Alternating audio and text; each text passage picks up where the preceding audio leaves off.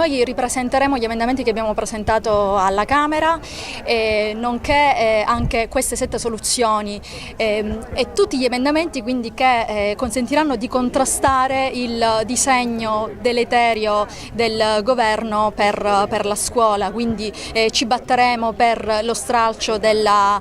chiamata da parte del dirigente, degli insegnanti che lavoreranno nella propria scuola, per far sì che i docenti che siano abilitati in una determinata materia possano insegnare quella materia e quindi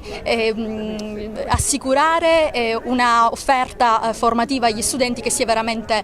di valore e quindi non si segua sempre la logica del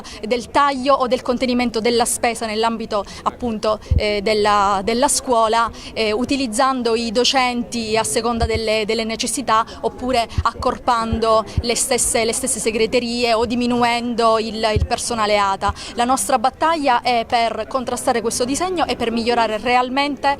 la scuola, assicurando la democrazia nella scuola, la libertà di insegnamento e soprattutto l'investimento da parte dello Stato nei confronti della scuola pubblica statale. Uno dei punti, visto che è un nodo dolente qui a Catania, è la sicurezza delle strutture, degli edifici scolastici. Che somma avete previsto?